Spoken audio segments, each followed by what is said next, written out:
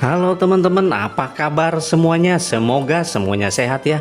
Perut kenyang, hutang lunas, yang jomblo disegerakan dengan pasangannya, yang sudah berpasangan semoga dilanggengkan hubungannya, diberi rezeki nomplok serta mempunyai kuota berlebih untuk nonton review film tahun 2023 berjudul Siksa Neraka. Film ini menceritakan tentang pembalasan di akhirat nanti atas perbuatan dosa yang manusia lakukan selama hidup di dunia, di mana di neraka ini menyimpan berbagai jenis penyiksaan dengan tingkatan berbeda-beda. Menurut rumor, film ini dicekal di Malaysia dan Brunei Darussalam dikarenakan ya mungkin mereka sudah pada tobat kali ya, atau mungkin dirasa film ini ekspektasinya melebihi apa yang ditulis oleh Al-Quran. Gak tahu saya juga. Oke, tanpa babi bu dan bla bla bla, kita ikuti alur ceritanya. Tapi sebelumnya bagi kalian yang suka dengan channel ini, tolong sisihkan jemarinya sebentar saja untuk menekan tombol subscribe dan aktifkan loncengnya untuk mendapatkan info review film terbaru dari Calawak. Diceritakan pada awal film, warga dikejutkan dengan kematian seorang gadis muda bernama Zahra. Warga kemudian berbondong-bondong pergi melayat ke rumah duka. Tampak di rumah duka ada Abah Harjo yang ternyata Zahra yang meninggal itu adalah cucu pertamanya. Beberapa anak kecil temannya Zahra juga ikut mendoakan dan berbisik-bisik tentang nasib manusia setelah kematian. Bahkan ada seorang anak yang mengatakan bahwa Zahra belum tentu masuk surga karena bisa jadi dia masuk neraka untuk disiksa. Tiba-tiba saja terdengar suara rintihan wanita dari kejauhan meminta tolong. Suara itu semakin kencang dan histeris. Ternyata Tias, seorang gadis kecil yang indigo yang bisa mendengar suara itu. Dia kemudian mencari dengan perlahan sumber suara tersebut. Tias kemudian membuka pintu di sebuah kamar dan tiba-tiba saja Tias melihat seorang wanita yang tubuhnya diikat dengan rantai besi dengan kondisi banyak luka berdarah di sekujur tubuhnya. Tiba-tiba saja Tias pun berlari ketakutan sambil berteriak jika roh Zahra sedang disiksa. Tak lama kemudian orang tua Tias membawanya pergi dari tempat itu dan menyuruhnya untuk diam. Selang beberapa hari tampak ada seorang ustadz, sebut saja namanya Ustadz Zakir. Dia menceritakan ke jemaahnya tentang peristiwa Isra Mi'raj, yaitu mengisahkan dua perjalanan yang dilakukan oleh Nabi Muhammad SAW dalam satu malam, tepatnya pada tanggal 27 Rajab tahun ke-12, di mana kemudian dikisahkan malaikat Jibril membawa Nabi Muhammad SAW untuk naik ke langit ke-7 dan melihat berbagai macam kesenangan yang ada di surga. Tak hanya itu, Nabi Muhammad juga diajak ke neraka sebagai tempat penyiksaan atas dosa-dosa manusia selama hidup di dunia. Karena waktu beranjak sore, Ustadz Zakir kemudian menyuruh Saleh untuk mengumandangkan azan maghrib. Setelah sholat berjamaah, Ustadz Saleh beserta keempat anaknya yaitu Tias, Aziza, Saleh, dan Fajar bergegas pulang ke rumah. Sampai di rumah, ada sang ibu yang menyambut kedatangan mereka yang baru pulang. Ibu ini bernama Rika. Rika berpesan bahwa ada warga dari kampung sebelah yang membutuhkan Ustadz Zakir suaminya untuk meruqyah anak kecil. Ustadz Zakir kemudian pergi bergegas bersama istrinya dan meminta Saleh untuk menjaga adik-adiknya di rumah. Di mana malam itu terdapat hujan lebat disertai petir yang membuat aliran listrik padam. Momen gelap itu dimanfaatkan oleh Fajar, Saleh, dan Aziza untuk menggoda Tias yang indigo. Namun penakut, mereka menirukan tangisan Tias yang ketakutan ketika melayat Zahra beberapa hari yang lalu. Rencana begitu, aku masuk neraka. Singkat cerita, film beranjak ke 10 tahun kemudian, di mana Tias sudah beranjak dewasa. Ia mengingat masa lalunya bersama kakak-kakaknya yang tidak terpaut jauh usianya. Mempunyai seorang ayah dengan predikat ustadz, Tias selalu membayangkan kengerian di akhirat. Dia teringat betul cerita sang ayah tentang balasan di neraka bagi mereka yang berlumuran dosa selama hidup di dunia. Scene beralih ke Rika yang sedang memasak di dapur sementara Azizah mandi sambil bernyanyi-nyanyi.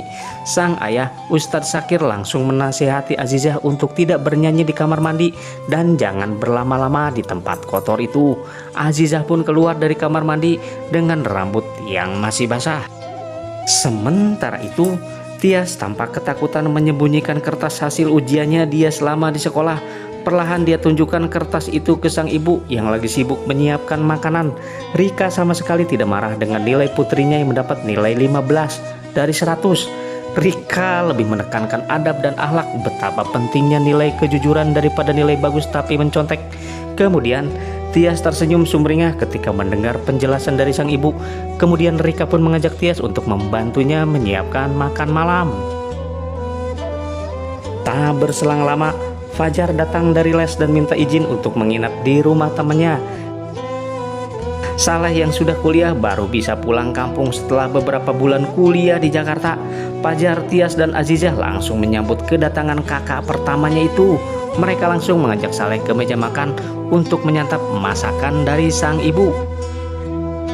Di meja makan, Saleh bercerita bahwa ia sudah bekerja paruh waktu sebagai asisten dosen sehingga dia punya uang sendiri untuk membelikan ayahnya sebuah handphone.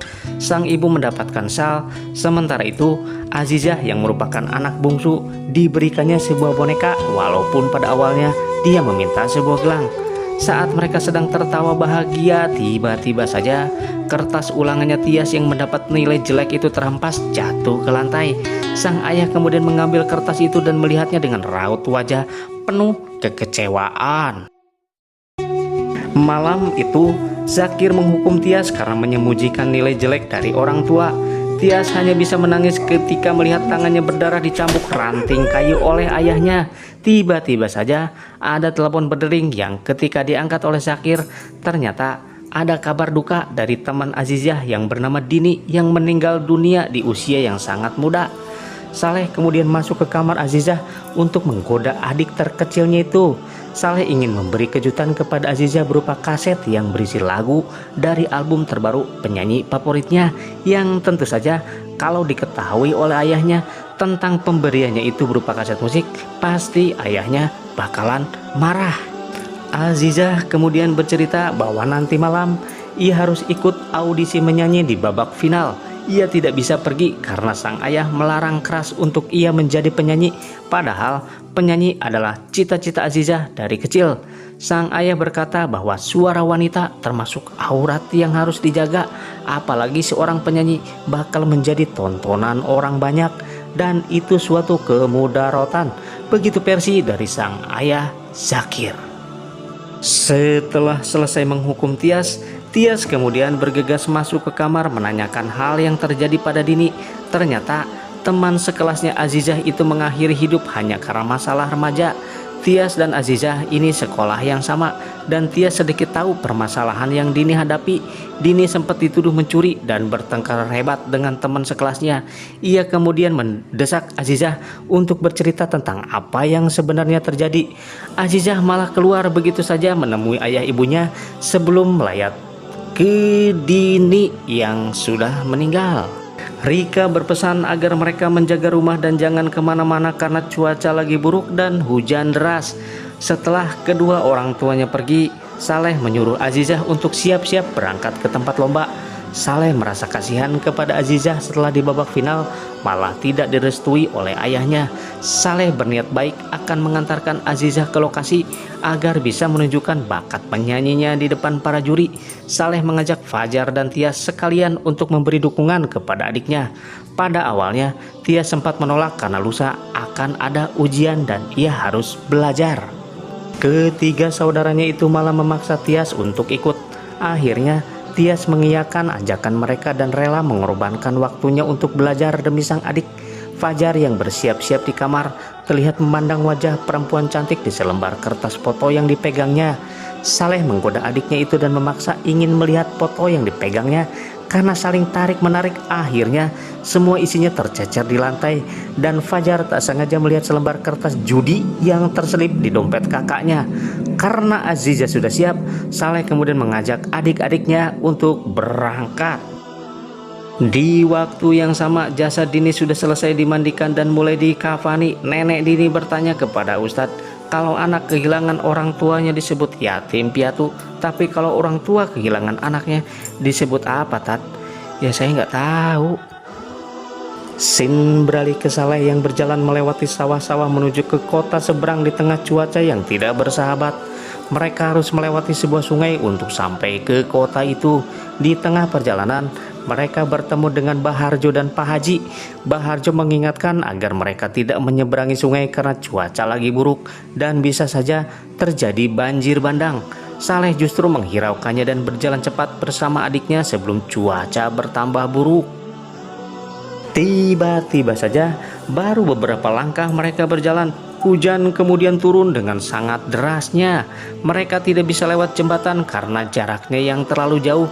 Akhirnya Saleh memaksa adiknya untuk menyeberangi sungai sebelum air semakin pasang.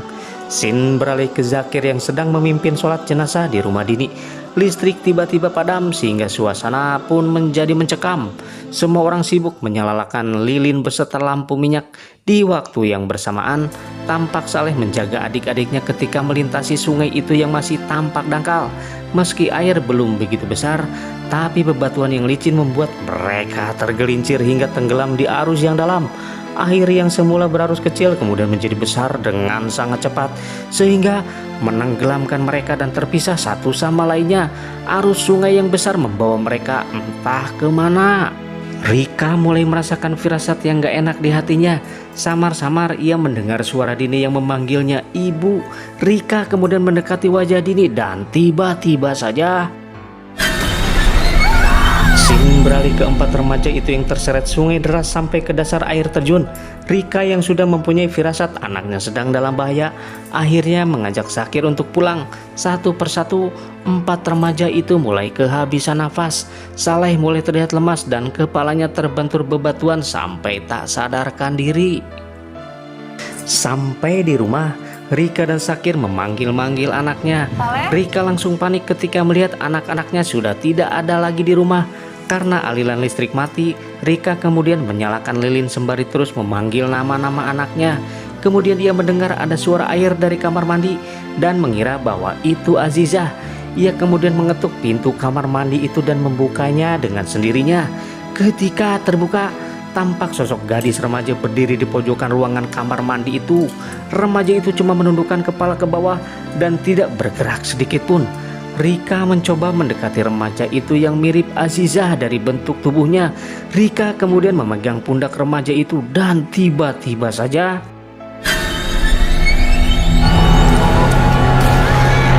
Rika menangis histeris. Kemudian Zakir datang menghampirinya. Ia kemudian mengajak istrinya sholat berjamaah. Setelah membaca surat Al-Fatihah, Rika mendengar ada suara yang ikut mengaminkan dari belakang.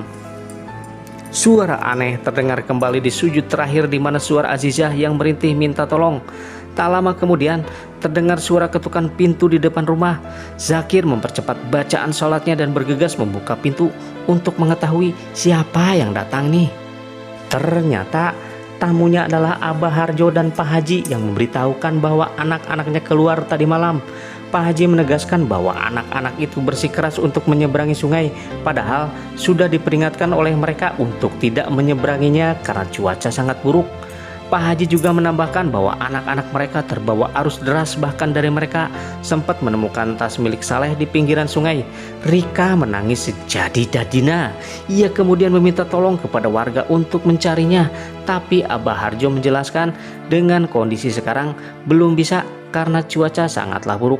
Dia berjanji akan mengerahkan warga untuk mencarinya esok hari. Pada keesokan harinya, tim SAR bersama masyarakat menyusuri aliran sungai itu dari hulu hingga hilir dengan kondisi air yang mulai surut dengan bebatuan yang terhampar di sungai tersebut. Setelah seharian mencari dan belum menemukan apa-apa, tim SAR mengajak Zakir ke hilir sungai sebagai titik akhir dari sungai tersebut. Benar saja, jasad Saleh ditemukan dan Zakir memeluknya sambil menangis sedih. Sin beralih ke suatu dimensi lain di mana Saleh sudah berada di alam baka yang tampak seperti di dalam sebuah gua. Dia memanggil-manggil nama-nama adiknya, tapi yang terdengar adalah suara jeritan dan isak tangis menyedihkan. Entah siapa.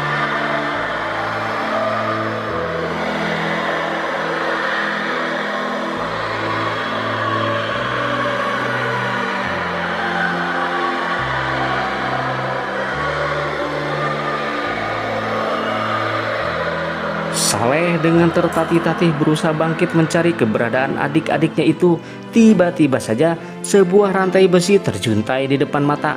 Kemudian Saleh ketakutan melihat seorang wanita berlumuran darah dan disiksa sampai sekarat. Kemudian dari belakang seseorang menepuk-nepuk pundak Saleh dan ternyata Saleh kembali bangkit, tapi dia tak menyadari tangannya menyentuh kepala manusia yang sudah membusuk. Setelah keadaannya mulai pulih, Saleh berada di suatu tempat di dasar neraka di mana terdapat bara api membara dan penyiksaan-penyiksaan manusia terlihat di depan mata dengan cara yang tidak masuk akal. Ada yang ditusuk dengan tiang, dipotong lidahnya, dan ada pula yang kepalanya dibentur-benturkan ke batu sampai hancur. Saleh kemudian diseret oleh penjaga neraka dengan leher terikat rantai besi. Saleh ditempatkan dengan beberapa orang di sana yang merintih kesakitan. Pria tua yang duduk di sampingnya Saleh mengatakan bahwa Saleh juga melakukan dosa syirik sama seperti dirinya selama hidup di dunia. Tak lama kemudian pria itu dibawa ke sebuah batu panas di mana kepalanya disiram dengan cairan lava pijar yang menyala. Suara-suara kesakitan dari penyiksaan itu menggetarkan hati siapa saja yang mendengarnya. Saleh menangis histeris dan menyadari gilirannya akan segera tiba.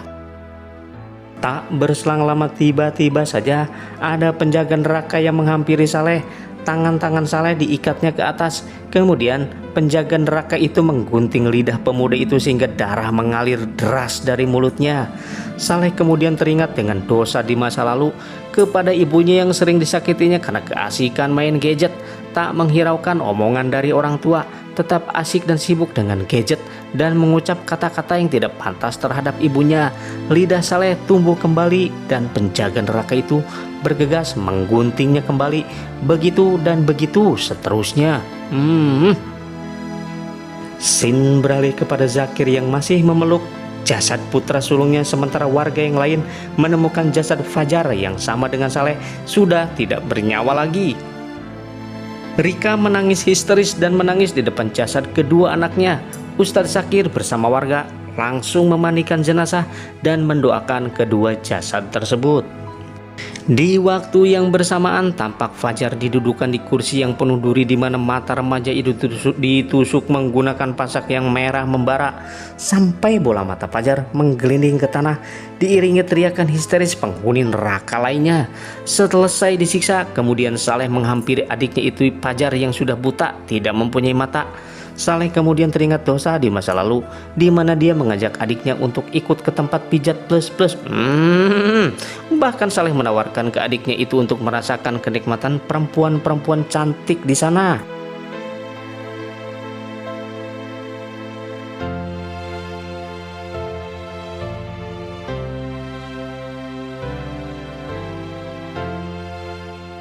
Tak berselang lama, penjaga neraka datang menghampiri dan membawa bongkahan besi yang sangat panas dan menusukkan ke pipi Saleh, sementara mulut Saleh menganga lebar kepanasan menahan rasa sakit yang luar biasa. Cerita kembali lagi ke dunia nyata di mana kedua jenazah Saleh dan Fajar selesai dimandikan, kemudian dikafani untuk segera dikuburkan. Tapi sepenggali kubur menghampiri Zakir mengatakan tidak mungkin dikuburkan pada saat itu karena kondisi makam tergenang air dan penerangan di jalan pun mati, sehingga mereka menunda pemakaman sampai esok harinya. Sembari menunggu pagi, Rika masuk ke kamar Fajar untuk mengenang anak keduanya itu. Tiba-tiba saja dia menemukan Fajar bersama cewek-ceweknya. Bahkan Rika juga menemukan kondominium di lacinya Fajar. Para tamu yang melayat mulai membicarakan pacarnya Fajar yang menangis terus-menerus di atas jenazahnya. Rika kemudian keluar kamar dan mendengar ada warga yang bilang bahwa Fajar mencuri kotak amal untuk bersenang-senang bersama pacarnya. Sin kembali beralih ke neraka di mana Fajar yang gemar bermain perempuan dilempar ke jurang hingga tubuhnya hancur. Sementara itu Saleh dilempar ke sungai api yang panas membara sehingga sekujur tubuhnya hancur terbakar tanpa tersisa secuil daging pun. Fajar kemudian dipaksa memakan daging bangkai manusia yang penuh dengan belatung. Saleh kemudian merangkak ke pinggir sungai dengan kondisi tubuh yang sempurna. Tak lama lagi kemudian penjaga neraka menghantam wajah Saleh kembali hingga hancur tak berbentuk. Zakir meminta maaf kepada Fajar dan Saleh karena belum bisa memakamkan mereka pada malam itu. Selain cuaca yang tidak mendukung, jasad Azizah dan Tias juga belum ditemukan. Tiba-tiba saja para warga datang ke rumah Zakir untuk mengabarkan bahwa salah satu anaknya berhasil diketemukan dalam keadaan masih hidup. Meski diketemukan dalam kondisi yang sangat lemas, Tias berhasil diselamatkan dan langsung dibawa ke rumah sakit. Zakir dan Rika kemudian bergegas melihat kondisi anak ketiganya itu dalam kondisi yang kritis. Dokter tidak bisa memastikan kapan Tias bisa sadar dari komanya pada saat itu. Dalam keadaan koma, ruh Tias ternyata berada di alam baka. Dia melihat pemandangan mengerikan di neraka. Zakir kemudian teringat ketika Tias selalu menangis ketika melihat hantu. Sebagai ustadz yang sering meruqyah, sebenarnya dia malu karena anaknya sendiri seorang penakut. Ya bagaimana lagi, karena Tias adalah seorang anak indigo yang bisa melihat hantu sedari kecil. Zakir juga meratapi kesedihannya karena selama ini dia selalu bersikap keras pada putri ketiganya itu, agar nantinya dia mempunyai mental yang tangguh, begitu mungkin maksudnya. Lebih sedihnya lagi, Zakir menganggap Tias adalah anak yang paling bodoh di antara keempat anaknya. Rika menasihati suaminya dan bersuruh untuk istighfar karena perkataannya selama ini sangat menyakitkan putrinya itu.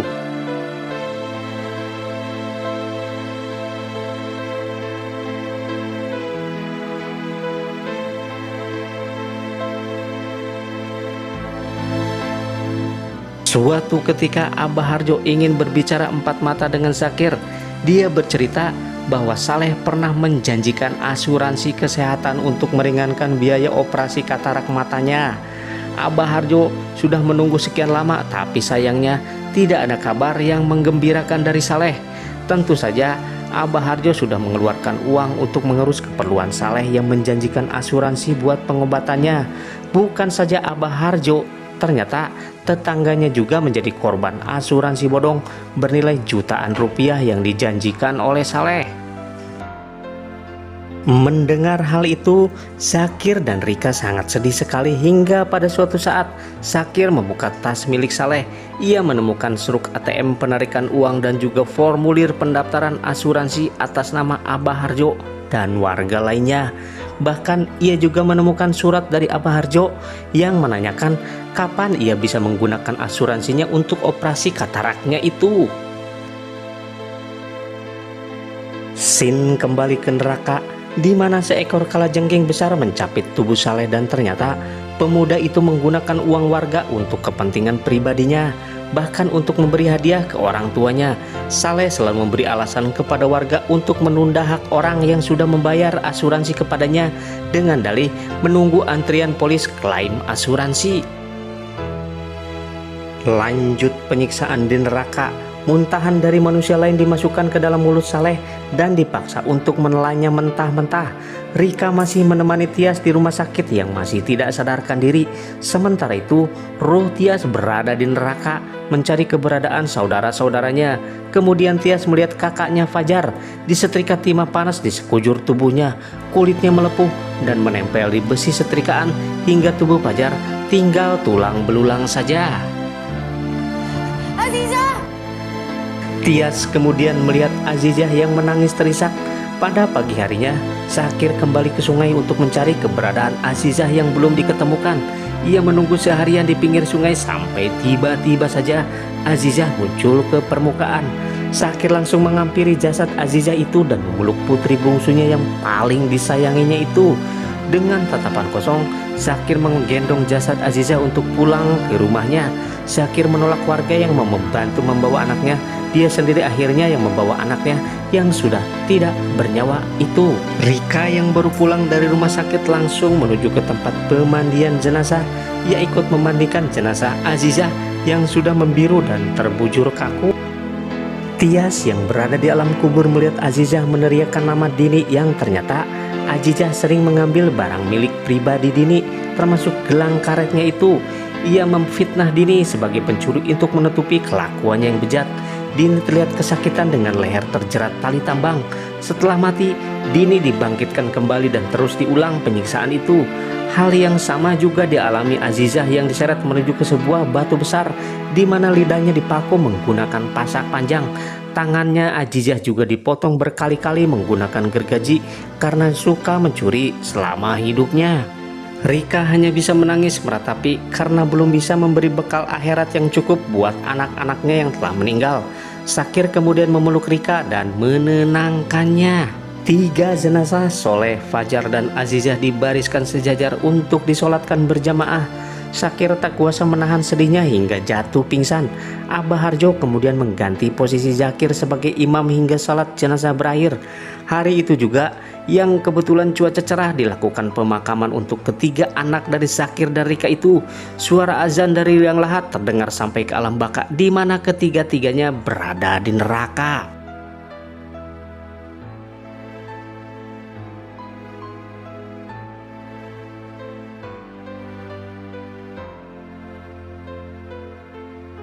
Tias kemudian menghampiri penjaga neraka yang menyiksa kakak-kakaknya itu, dan ternyata penjaga-penjaga tersebut adalah mereka sendiri, Saleh, Fajar, dan Azizah. Pada akhirnya Tias kemudian bertemu dengan dirinya sendiri yang mengatakan, "Kamu belum mati dan tempatmu bukan di sini." Tias teringat masa kecil yang ingin membuktikan bahwa ia tidak bodoh seperti kata orang-orang, dan itu ia tunjukkan dengan perbuatannya yang sering memberi sesuatu kepada yang membutuhkan dan senang memberi makan hewan.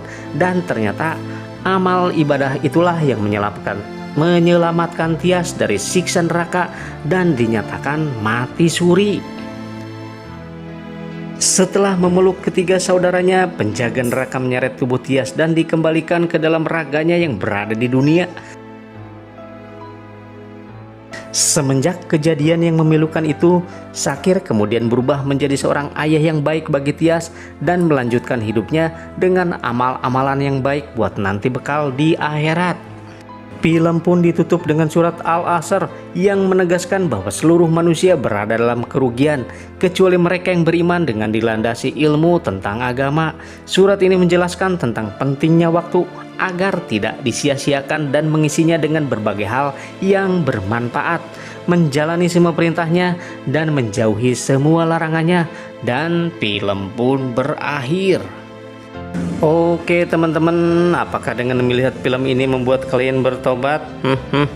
Setidaknya ini menjadi alarm atau pengingat bagi kita supaya senantiasa menjauhi perbuatan dosa dan maksiat, selalu berbuat baik dan menjalani kehidupan yang hanya sementara ini dengan kegiatan-kegiatan yang bermanfaat. Demikian alur cerita film Siksa Neraka produksi tahun 2023 ini. Semoga semuanya terhibur dan mencerahkan teman-teman semua. Kesepian tanpa kekasih. Sekian dan terima kasih. Bye-bye.